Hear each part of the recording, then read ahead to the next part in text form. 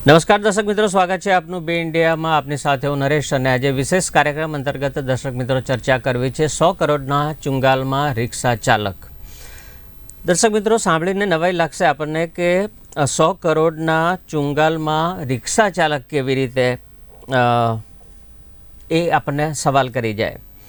હવે વાત કરવી છે એક એવા કૌભાંડની કે જ્યાં આગળ નિર્દોષ અને ભોળી વિશ્વાસુ એવી પ્રજા કે જે બીજાના ઉપર તરત વિશ્વાસ મૂકી દે છે અને એનો ભોગ એ બનતા હોય છે. આ 100 કરોડનું જે કૌભાંડ છે સમગ્ર એક વ્યક્તિ દ્વારા આચરવામાં આવે છે. એની સમગ્ર જે વિગતો છે એમાં એક કંપની જે છે એ ટેક ઓવર કરવાની વાત છે. કંપની ટેક ઓવર કરે છે અને પછી એ કંપનીમાં સીધા ડાયરેક્ટર બનાવે છે રિક્ષા ચાલકને, અને રિક્ષા ચાલકના નામે એમની જાણ બહાર એમના આધાર પુરાવાનો ઉપયોગ કરીને ફરજી એકાઉન્ટ ઓપન કરવામાં આવે છે. ઇનફેક્ટ તેમની જાણમાં હોય છે આ એકાઉન્ટ ઓપન કરાવે છે, પરંતુ એમને કોઈ બીજા વાયદા કરીને તેમને ફસાવવામાં આવે છે, કારણ કે તેઓને એટલી જાણકારી નથી અને તેમને એ પ્રકારની વાતમાં ભોળવીને તેમના ભોળપણનો ઉપયોગ કરવામાં આવે છે. ચર્ચા માટે આપણી સાથે સ્ટુડિયોમાં જોડાઈ ચૂક્યા છે પરેશભાઈ સોલંકી, કે જેઓ સમગ્ર ઘટનાનો ભોગ બન્યા છે. પરેશભાઈ, સ્વાગત છે આપનું બી ઇન્ડિયામાં. પરેશભાઈ, સૌથી પહેલો સવાલ મારો આપને કે જે પ્રકારેની વાત આપના દ્વારા કરવામાં આવી છે, અનેકો ફરિયાદ પણ આપના દ્વારા કરવામાં આવી છે. દર્શક મિત્રો, વિઝ્યુઅલ્સ પણ સાથે ચાલી રહ્યા છે કે તેમના દ્વારા ફરિયાદ કરવામાં આવી છે, કોને કોને ફરિયાદ કરવામાં આવી છે અને કેટલા રૂપિયાના ટ્રાન્ઝેક્શન ક્યારે થયા છે તે પણ આપણે હાઇલાઇટ કરેલા છે. પરેશભાઈ, સૌથી પહેલો સવાલ મારો એ આપને કે આપ આ લોકોની સાથે જોડાયા કેવી રીતે, એટલે કે ઓળખાણ ક્યારે અને કેવા સંજોગોમાં થઈ અને શું વાત એમના દ્વારા કરવામાં આવી હતી, શું નામ એમનું? હું સાહેબ એક રિક્ષા ડ્રાઈવર છું. મારું નામ પરેશભાઈ માવજીભાઈ સોલંકી. હું ફેરા મારું છું, એટલે હું ત્યાં એમને નવરંગપુરા મેરા અડ્ડા કરીને કેફે હતું, ત્યાં હું ફેરા મારતો હતો અને ત્યાં ઓળખાણ મારી થઈ હતી વિજય દુબે કરીને, જે એક રેસ્ટોરન્ટ છે એની અંદર જોબ કરે છે. એના માલિક હતા અમિતભાઈ મહેતા અને આસિફ અલી ફારૂકી. એમના વિજયભાઈએ મને કીધું કે ભાઈ પરેશભાઈ, તમે આ ફેરા મારો છો તો આવા જ એક બીજો આપણી જોડે કામ છે કે જેની અંદર તમે ફેરા મારશો અને કામ કરશો તો તમને પગાર મળશે, તો તમારે આ કામ કરવું છે. મેં કીધું સાહેબ કઈ રીતનું કામ હોય છે, શું કામ હોય છે, મને સમજાવો. તો એમણે મને કીધું હતું સોલર લગતું કામ હોય, એના જેમ કે એના પાર્સલો આવે એ તમારે મૂકવા જવાનું, લેવા જવાનું, પછી બીજું કંઈ બી આડું કામ હોય એ કામ બી તમારે કરવાનું. એટલે બધું તમને સોંપશે કામ કે એ કંપની ચાલુ કર્યા પછી, જેમાં તમને મહિને 10,000 કે 15,000 કે એનાથી વધારે 16,000 17,000 તમને પગાર મળશે. કે મેં કીધું વાંધો નહીં સાહેબ, તો પણ કે એની માટે તમારે તમારા ડોક્યુમેન્ટ આપવાના રહેશે. એમણે મારી જોડે ડોક્યુમેન્ટ માંગ્યા, તો મેં એમને કામની લાલચ આપી અને તમારી પાસેથી ડોક્યુમેન્ટ માંગ્યા. ઓકે, હાજી સાહેબ. અને એ ડોક્યુમેન્ટ મેં એમને આપ્યા, જેમ કે મારું આધાર કાર્ડ, પાન કાર્ડ ને એ બધું મેં એમને આપ્યું. પછી એ વાતને લગભગ હું પૂછતો કે સાહેબ કામ ક્યારે ચાલુ થશે, કઈ રીતે કામ કરવાનું, શું કરવાનું. પછી મને 2 મહિના 3 મહિના જે 4 મહિના જેવું થયું. આ કયા સમયની વાત છે, કેવો ટાઈમ, કયો મહિનો, કયો વર્ષ હતું કે જ્યારે આ રીતની વાત આપણે થઈ હશે? 2023ની સાલ હતી સાહેબ, અને વર્ષ જેવું થઈ ગયું આ વાતને. ઓકે, જી સાહેબ, બરાબર. એ પછી મને કહેવામાં આવ્યું કે કામ ચાલુ થશે એટલે અમે તમારો પગાર ચાલુ કરી દેશું, અને તમારો પગાર તમારા ખાતામાં નહીં આવે એની માટે તમારે બેંક એકાઉન્ટ ખોલાવવું પડશે. જેથી મારું બેંક એકાઉન્ટ આશ્રમ રોડ ઉપર આવેલી એક્સિસ બેંકની અંદર ખોલાવ્યું હતું, સેવિંગ એકાઉન્ટ. એ સેવિંગ એકાઉન્ટ ખોલાવ્યું હતું, જેની ચેકબુક આવી હતી, પણ એ ચેકબુક ઉપર મારી સાઇન લઈ લેવામાં આવી હતી. એ ચેકબુક પણ એમને રાખી લીધી હતી. અચ્છા પરેશભાઈ, હવે એક સામાન્ય વાત આપણા મગજમાં આવતી હોય કે તમારા ખાતામાં જો પગાર આવવાનો છે કે તમને કામના પૈસા આવવાના છે, તો તમારે સામેથી સહી કરીને ચેક શા માટે આપવો પડે, એવો કોઈ સામાન્ય પ્રશ્ન તમારા મગજમાં ઉદ્ભવ્યો તો ખરો કે કેમ? હા સાહેબ, એની માટે મેં એમને કીધું હતું. તો મને કે આ ચેક તમારો સહી કરેલો હશે ને એટલે કે સહી કરેલો ચેક બેંકમાં જમા થશે ને ડાયરેક્ટ બેંકમાં જમા તમે ઉપાડી શકશો સ્લીપ ભરીને પૈસા આ બેંકમાં જશે ચેક ડાયરેક્ટ 10 ચેક આપ આવી રીતે સહી કરીને આપી દો છો એ વખતે આપને કોઈ શંકા ના જાગી કે એક સાથે 10 ચેક શા માટે માગી રહ્યા છે? મેં એમને કીધું બી મેં કહું આ 10 ચેક તમે લઈ જાઓ છો આની પાછળ રીઝન શું તો કે આ તમે હોવ ના હાજર હોવ તો કે ચેક ભરીને તમારા ખાતામાં પૈસા પડી જાય જે તે તમારા ફેમિલી વાળું કોઈને ઉપાડવું તો ઉપાડી શકો તમે. ઓકે, પછી આગળ શું થયું? એ મેં ચેકબુક આપી દીધી સાહેબ એમને.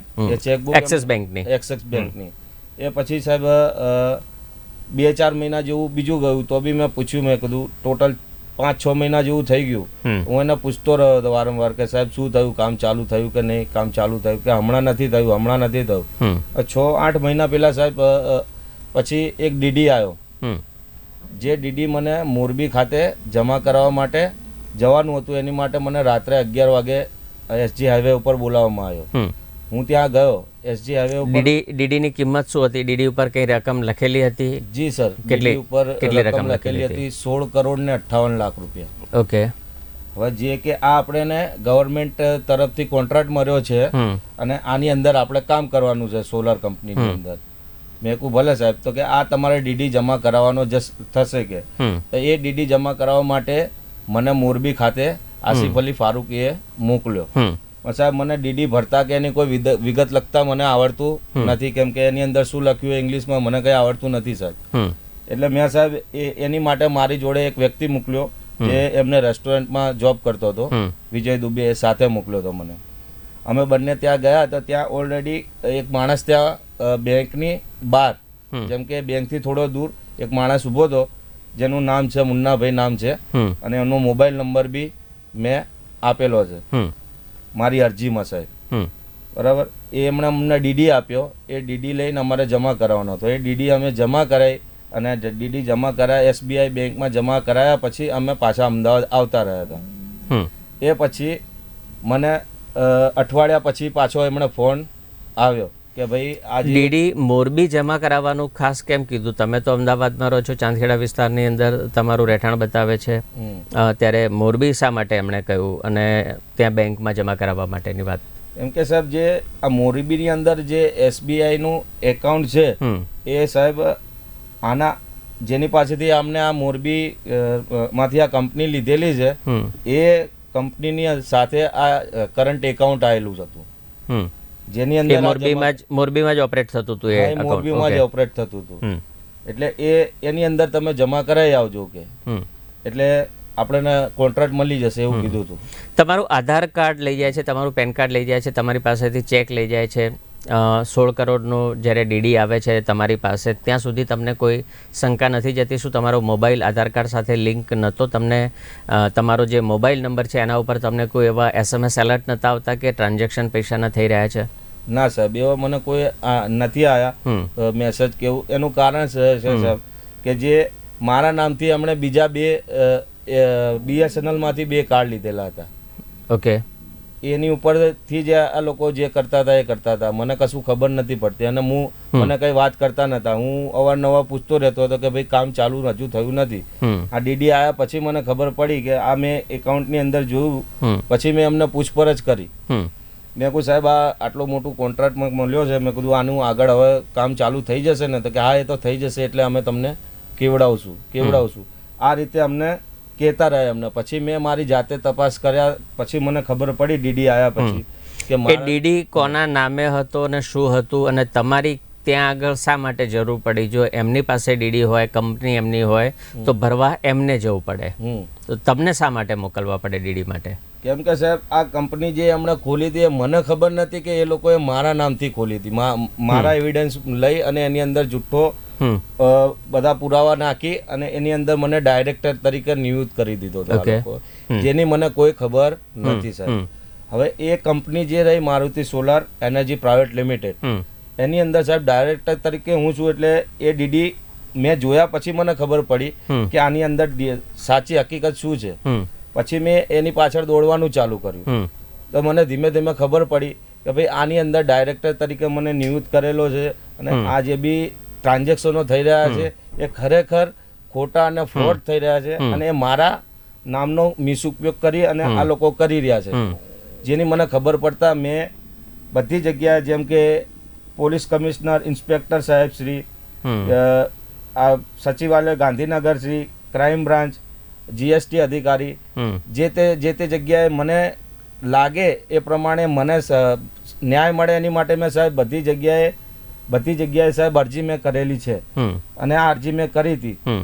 પણ અરજી ક્યારે અને કેવી રીતે કરી, તમને કેવી રીતે ખબર પડી અને તમે અરજી કરી?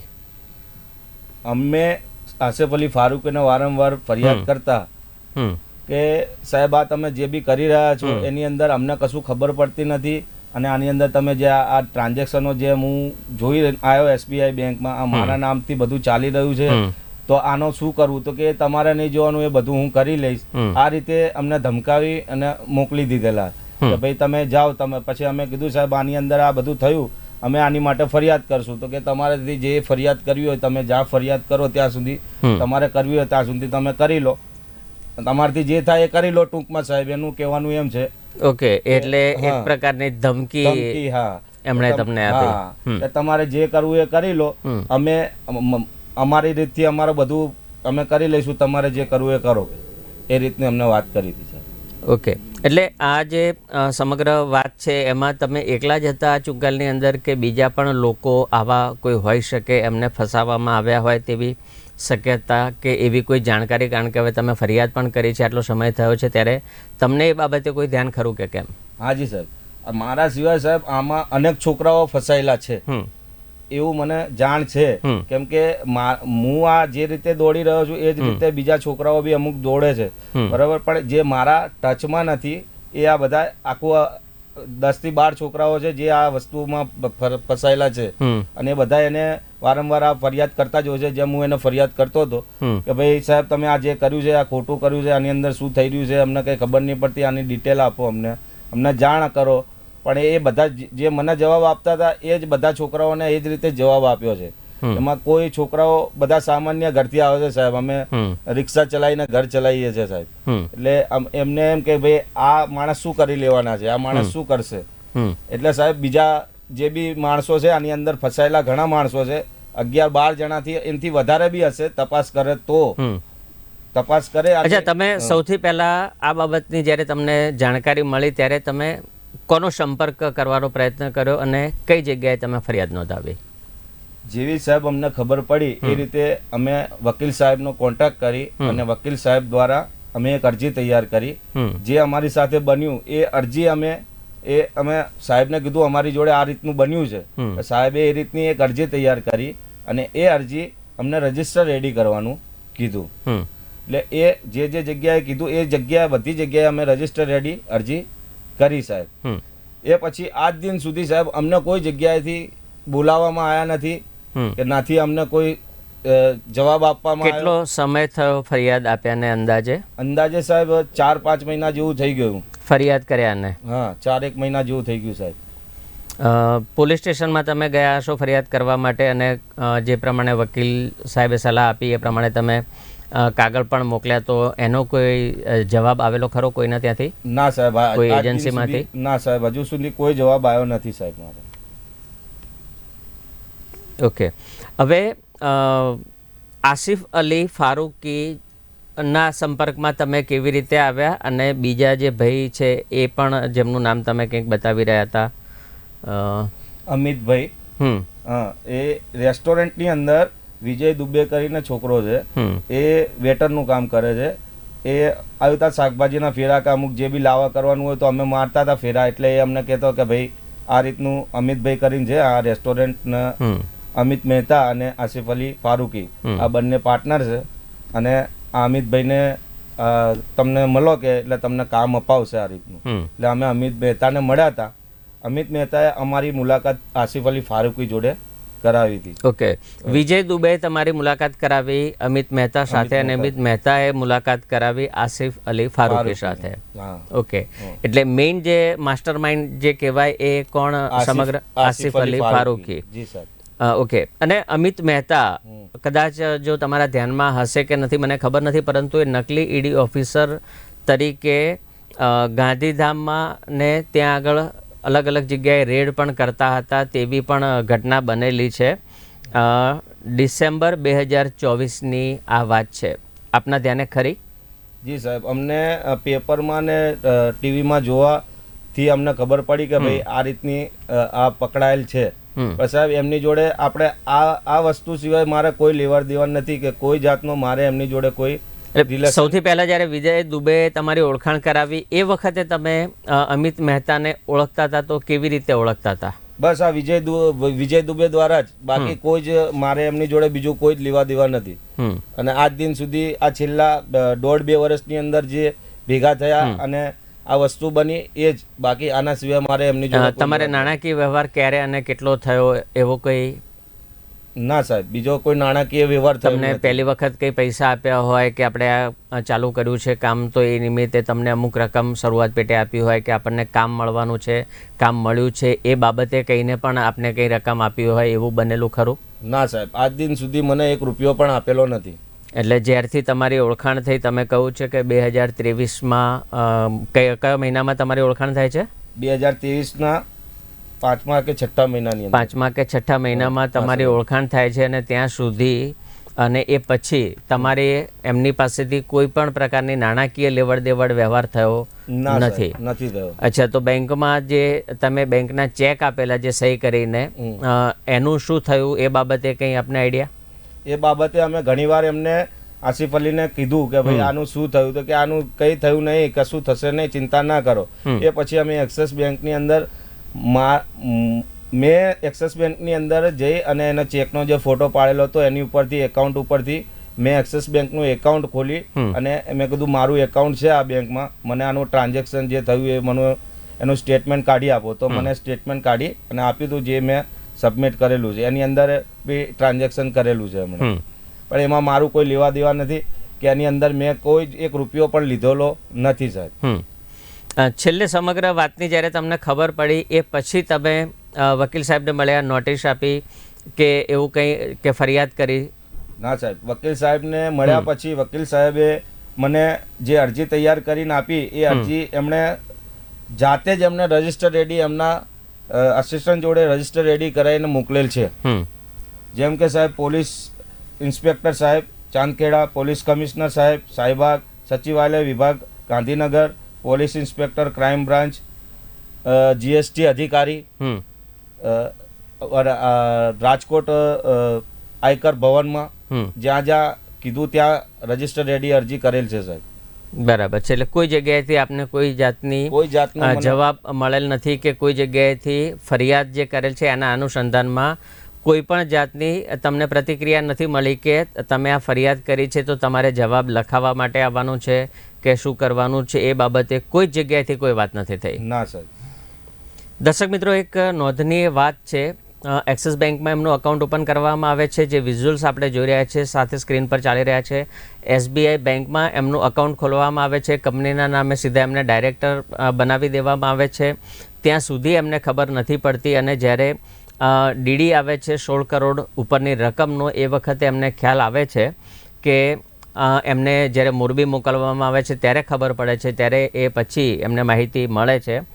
હવે બીજી એક વાત, જ્યારે આ વાત કેસનો જ્યારે સ્ટડી કરતા હતા એ વખતે ધ્યાનમાં આવેલી વાત જો દર્શક મિત્રો આપની સાથે શેર કરું તો આજે અમિત મહેતા જે વ્યક્તિની એમણે ઓળખાણ આપી છે કે જેમના થકી આસિફ અલી ફારૂકી સાથે મુલાકાત થઈ, એઓ ગાંધીધામ ખાતે જ્વેલર્સની દુકાનમાં મકાનને નિશાન બનાવતા હતા અને જ્વેલર્સની દુકાનોને નિશાન બનાવતા હતા. ત્યાં નકલી ઈડીના અધિકારીઓ બનીને રેડ પાડવાનું પણ કામ કરતા હતા. જે તે વખતે લગભગ વાત છે 2-3 ડિસેમ્બર 2024 આસપાસની, જ્યારે આ સમગ્ર ઘટના થાય છે ને એના જે માસ્ટર માઇન્ડ છે આરોપીઓ ગાંધીધામના અને સાથે જ અમદાવાદના પણ છે, એમાં 12 આરોપીઓના નામ આવી રહ્યા છે. ભરત શાંતિલાલ મોરવાડિયા ગાંધીધામ, દેવાયત વિશુભાઈ ખાચર અંજાર, અબ્દુલ સત્તાર ઇસાક માંજોઠી ભુજ, હિતેશભાઈ ચત્રભુજ ઠક્કર ભુજના, વિનોદ રમેશભાઈ ચુડાસમા ભુજના, યુઝિન અગસ્ટિન ડેવિડ અંજારના, આશિષ રાજેશભાઈ મિશ્રા અમદાવાદના, ચંદ્રરાજ મોહનભાઈ નાયર અમદાવાદના, અજય જગન્નાથ દુબે અમદાવાદના અમિત કિશોર મહેતા કે જેમની વાત કરી રહ્યા છે કે જેમણે અબ્દુલ ફારૂકી સાથે આસિફ અલી ફારૂકી સાથે ઓળખાણ કરાવી. શૈલેન્દ્ર અનિલકુમાર દેસાઈ અને સાથે જ દર્શક મિત્રો નવાઈની વાત એ પણ છે કે નકલી ઈડી અધિકારી તરીકે રેડ પાડવા જ્યારે જતા હતા ત્યારે અમિતભાઈના મિસિસ એટલે કે વાઇફ ઓફ અમિતભાઈ કિશોરભાઈ મહેતા નિશાબેન જેઓ અમિતભાઈના વાઇફ છે તેઓ પણ આ કૌભાંડની અંદર સામેલ છે. હવે નકલી ઈડીનો જે કૌભાંડનો મામલો છે એ તો દર્શક મિત્રો આપણે છેલ્લા 1 મહિના ઉપરથી સાંભળી રહ્યા છે કે નકલી ઈડી અધિકારી બનીને તેઓ ટાર્ગેટ બનાવતા હતા, પરંતુ આવી રીતે બેરોજગાર લોકોને પણ એમનો પોતાનો શિકાર બનાવતા હતા અને અલગ અલગ કંપનીઓ બનાવતા હતા એવું આમનું ફરિયાદી પરેશભાઈનું પણ કહેવું છે. હવે એમના દ્વારા ફરિયાદ કરવામાં આવે છે, ડિરેક્ટર તરીકે તેમને બતાવવામાં આવે છે, પણ એમને જાણ નથી એવી વાત પણ જ્યારે કરવામાં આવે છે ત્યારે આસિફ અલી ફારૂકી વિશે વિશેષ કોઈ માહિતી તમને ક્યારે મળે છે પરેશભાઈ? જ્યારે આ તપાસ કરવાનું મેં ચાલુ કર્યું સાહેબ, ત્યારે આ ડીડીની બાબતે મેં જ્યારે એમને કીધું ત્યારે એમણે મને ધમકીઓ આપી, મારવાનું કીધું કે આ બધું તું કશું કરીશ નહીં, આ બધું કે હું મારી રીતે બધું કરી લઈશ. અને પછી આ બધી તપાસો ને બપાસો મેં કરી. જ્યારે કે SBI બેંકમાં ગયો, પછી મેં બીજા મિત્રો દ્વારા જેમ કે અમિતભાઈને કીધું, મેં કહ્યું અમિતભાઈ આ તમે મને ડોક્યુમેન્ટ આપ્યા હતા, આનું શું કરવાનું? પછી અમિતભાઈએ મને કીધું કે ભાઈ તું આ રીતે તું ફરિયાદ કરી દે, બરાબર? જે આ વસ્તુ તારા અમિતભાઈએ તમને ફરિયાદ કરવાની વાત કરી? અમિતભાઈએ મને ફરિયાદ કરવાનું કીધું. ઓકે, અમિતભાઈએ મને ફરિયાદ કરવાનું કીધું કે તમે આ રીતે તું ફરિયાદ કરી દે આસિફ અલી ફારૂકી સાથે કે જેમને ઓળખાણ કરાવે છે. હા, ઓળખાણ કરાવે છે કે આ જે તારા નામે જે કર્યું છે એ ખોટું કરી રહ્યા છે આ લોકો, એટલે કાલ સવારે તું હેરાન થઈશ એની માટે તું ફરિયાદ કરી દે. એટલે આ જે તે મારી પાસે આજ દિન સુધી જે કઈ બી ડોક્યુમેન્ટ છે જે મેં ભેગા કરેલા છે એને મને મદદ કરી છે અમિતભાઈએ. અમિતભાઈએ મદદ કરી છે કે આ ભાઈ આ બધા ડોક્યુમેન્ટ જે છે તું કાઢી અને આની સામે ફરિયાદ કર, કેમ કે આ બહુ મોટો ફ્રોડ કરી રહ્યો છે અને ભવિષ્યમાં તું હેરાન થઈશ. એટલે આ બધા જે તે કાગળિયા મને આમાં કંઈ ખબર પડતી નથી સાહેબ. જે તે કાગળિયા મને બધા અમિતભાઈએ કાઢીને આપ્યા છે અને એના અનુસંધાને મેં ફરિયાદ કરી છે.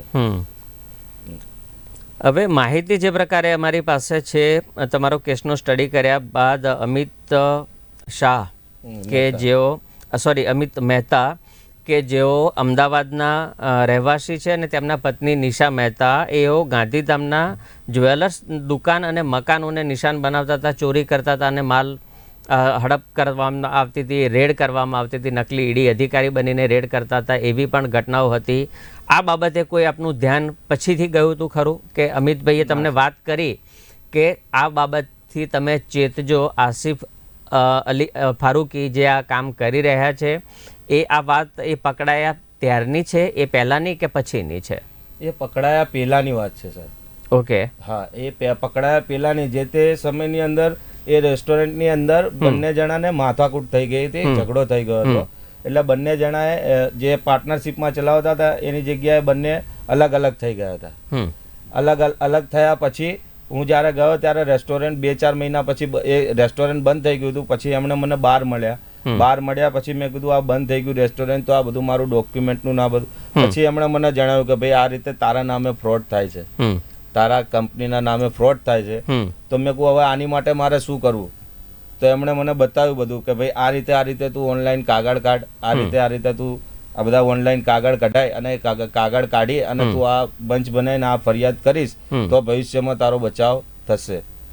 એટલે આ એ પકડાયા પેલા અને આ પકડાયા આની અંદર આ શું કરતા હતા શું નહીં, આમનો આગળનો ઇતિહાસ શું છે કે આગળ ભવિષ્યમાં અંદર આ લોકો શું કરતા હોય કે શું નહીં એની મને કોઈ જાણકારી છે નહીં. આ છેલ્લા 2 વર્ષની અંદર 2023 થી લઈને 2024 સુધી જે બી મારી ઉપર થયું આ 2 વર્ષની અંદર થયું ને આ 2 વર્ષની જ મારી ઓળખાણ. જ્યારે નકલી ઈડી અધિકારી તરીકેના રીતે જ્યારે છાપામાં ને બધે જાહેર થયું, એમનું નામ આવ્યું, એ પછી તમને ખ્યાલ આવ્યો કે તેઓ પણ આવી રીતે કામગીરીમાં સંડોવાયેલા છે, તો એ પછી તમે સંપર્ક કરવાનો પ્રયત્ન કરેલો ખરો? ના જી સાહેબ. હજી સુધી અત્યાર સુધી ત્યારબાદ જે ઘટના બની છે, તમે ફરિયાદ કરી, એમણે તમને મદદ પણ કરી છે, એ પછી તમે કોઈ એમનો સંપર્ક કરવાનો પ્રયત્ન નથી કર્યો? ના, એમનો સંપર્ક કરવાનો કોઈ પ્રયત્ન મેં હજુ સુધી નથી કર્યો. એમના ઘરવાળાનો એમના ઘરે ગયો તો હું એ પૂછવા જોઈને કે ભાઈ આ અમિતભાઈની ઉપર શું થયું છે, તો એમના ઘરે ગયો તો એમના ઘરે લોક મારેલું હતું. લોક મારેલું હતું એટલે આ ફરિયાદ લઈને હું ચાંદખેડા પોલીસ સ્ટેશનમાં ગયો હતો, કેમ કે આ મારા કેસથી એમને જોડાયેલા હતા. એટલે મને એવું લાગ્યું કે આમને કંઈ કરી અને આમને લઈ લીધા, ઉઠાવી લીધા લાગે છે, કે અપહરણ કર્યું લાગે છે. એટલે હું આ વિગત લઈને ગયો હતો ચાંદખેડા પોલીસ સ્ટેશનની અંદર. સાહેબ, ચાંદખેડા પોલીસ સ્ટેશનની અંદર જઈ અને મેં જ્યારે આ બધું વસ્તુનો ઉલ્લેખ કર્યો, મેં સાહેબ આ રીતે મેં કીધું આ માણસે, મેં કીધું આ અમિતભાઈને ઉઠાવી લીધા છે. પછી એમની જોડે ઓલરેડી તપાસ હતી જ, એમની જોડે ઓલરેડી તપાસ હતી જ કે આમને પકડાયા છે. તમે અભ્યાસ કેટલો કરેલો છે? સાહેબ હું 9 ફેલ છું. 9 ફેલ છો, અને થોડી ઘણી તો આપણને ખબર પડતી હશે કે આપણે આપણા જે દસ્તાવેજ લોકોને આપી રહ્યા છીએ એ ખોટી રીતે આપી રહ્યા છીએ, એ બાબતેનું નોલેજ, કે પછી એવી લાલચ હતી જેના કારણે તમે તમારા ડોક્યુમેન્ટ્સ આપવા માટે પ્રેરાયા? ના સાહેબ, મારે પહેલી વસ્તુ કે સાહેબ મને છે ને એટલી બધી કઈ ખબર પડતી નહીં, અને એક એટલે એમને તમને લાલચ આપી, વિશ્વાસ સંપાદન કર્યો અને તમને કામની લાલચ આપી, અને 15,000 રૂપિયા પગાર આપવાનું કીધું. 15,000 કે એનાથી 2-4 હજાર વધારે કમિશન આપીશું, બસ એ જ લાલચ સાહેબ. બીજું મને આનાથી વધારે કોઈ ખબર નહોતી સાહેબ. ઓકે, મને વિશ્વાસમાં લઈ અને મારા ડોક્યુમેન્ટ લીધેલા છે સાહેબ. ઓકે, બી ઇન્ડિયાનો તમે કેવી રીતે સંપર્ક કર્યો? સાહેબ હું બધી જગ્યાએ અરજી કરીને કંટાળી ગયો સાહેબ. કોઈ જગ્યાએથી કોઈ મને જવાબ મળતો નથી, બરાબર. એટલે મારા એક મિત્ર છે જેમણે મને કીધું કે ભાઈ બી ઇન્ડિયા ન્યૂઝ છે, ત્યાં તું જા અને ત્યાં જઈને તારી સ્ટોરી, જે તારી સાથે જે બન્યું એ વસ્તુ તું ત્યાં જઈને તું એમને સંભળાય. જો તારી આ સ્ટોરીની અંદર ને તારામાં એમને સાચું લાગશે, સચ્ચાઈ લાગશે, તો એ તારી માટે ફાઇટ કરશે, તારી માટે લડશે આગળ. જે તે સાહેબ હું અહીંયા આવી પછી મેં એમને બધું બતાવ્યું અને એમણે જોયું કે ના, હું ખરેખર નિર્દોષ છું. તો એમણે બી ઇન્ડિયાનો હું ખૂબ ખૂબ આભાર માનું છું કે જેમણે મારી આ મેટર ચલાવી અને આની આગળ મને ન્યાય અપાવશે એવો મને વિશ્વાસ છે, અને ન્યાય અપાઈશું એવું મને કીધું છે. અને સાહેબ હું આ વિશ્વાસથી જ બી ઇન્ડિયાની અંદર હું આવ્યો છું સાહેબ. પણ જે પ્રકારે સમગ્ર કૌભાંડ આખું છે, તમારા નામે છે, કંપની તમારા નામે છે, ડિરેક્ટર તમે છો, ટ્રાન્ઝેક્શન તમારા અકાઉન્ટમાં થયેલા છે, એટલે તમે પોતે આરોપી સાબિત થાઓ તેવી પણ શક્યતા નકારી ન શકાય. એવી પરિસ્થિતિની અંદર આપ શું કરશો? સાહેબ આજ દિન સુધી આ જે કંઈ બી થયું છે આની અંદર સાહેબ હું કશું પણ જાણતો નથી. બાય ચાન્સ આની અંદર ક્યાંય મારું સંડોવણી હોય તો, અને આની અંદર હું ક્યાંય કોઈ બી રીતે મેં સાઇન કર્યું કે કોઈ ખોટી રીતે મેં પ્રવૃત્તિ કરી હોય તો સાહેબ મને જે બી સજા કરે એ મને મંજૂર છે. બાકી મને ખબર છે ત્યાં સુધી સાહેબ આની અંદર મેં 1 રૂપિયો લીધો નથી, આની અંદર મેં 1 રૂપિયો ખાધો નથી, કે આની અંદર સાહેબ મેં કોઈ જ વસ્તુ કોઈ જ રીતે મેં કૌભાંડ કોઈ કરેલ નથી સાહેબ. અને આની રજૂઆત મેં બધે આ જ રીતે કરેલી છે, અને પહેલેથી છેક સુધી મારે લડવાનું થશે ત્યાં સુધી સાહેબ મારો જવાબ આ જ રહેશે. મેં 1 રૂપિયો લીધો નથી, હું નિર્દોષ છું. એની માટે હું આ દોડી રહ્યો છું, અને હું બી ઇન્ડિયા ન્યૂઝને કહું છું કે મને આની અંદરથી બહાર નીકાળે, અને મને સાહેબશ્રીને કહી અને આની અંદરથી બહાર નીકાળે અને મને આ જે છે એ આનો ખુલાસો કરીને આપે છે. ખૂબ ખૂબ આભાર પરેશભાઈ, આપ અમારી સાથે જોડાયા અને આપની જે વિગત છે એ અમે બી ઇન્ડિયાના માધ્યમ થકીથી લોકો સુધી પહોંચાડવાનો પ્રયત્ન કરી છે. સાથે સાથે સરકાર અને વહીવટી તંત્ર કે જ્યાં આગળ આપે રજૂઆત કરી છે તેઓને પણ અમે વિનંતી કરીશું કે જે પણ લોકો આવા કે જેમના ભોળપણનો અને તેમની અભણતાનો કે અજ્ઞાનતાનો કે પછી એવા લાગણીશીલ સંબંધોના કારણે પોતાના ડોક્યુમેન્ટ્સ આપી અને આવી રીતે કરોડોના કૌભાંડ જે લોકો આચરી રહ્યા છે એનો ભોગ ઘણા લોકો બન્યા હોય તેવી શક્યતા નકારી નથી શકાતી. કારણ કે જે આસિફ અલી ફારૂકી નું નામ તો બીજે ક્યાંય નથી આવી રહ્યું, પરંતુ જે અમિત મહેતાનું જે નામ આવી રહ્યું છે અને તેમના પત્ની નિશા મહેતાનું જે નામ આવી રહ્યું છે સામે, તેઓ નકલી ઈડી અધિકારી બનીને ગાંધીધામની અંદર તેમણે રેડ પણ કરતા હતા એવા પણ મીડિયામાં અહેવાલો પ્રસારિત થયા છે. અને અત્યારે તેઓ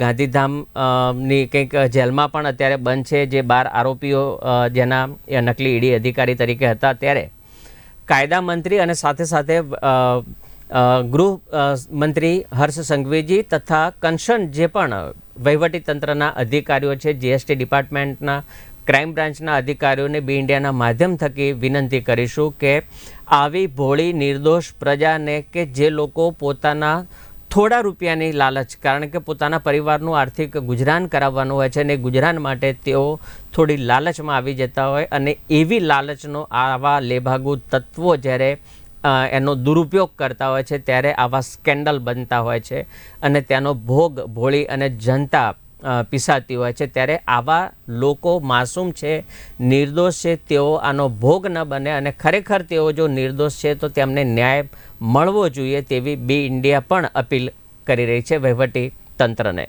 તો દર્શક મિત્રો, આ હતી વિષય અંતર્ગત આજની ચર્ચા. ફરી મળીશું એક નવા વિષય સાથે. ત્યાં સુધી મને આપશો રજા. આપ જોતા રહો બી ઇન્ડિયા, ભરોસો ગુજરાતનો. નમસ્કાર.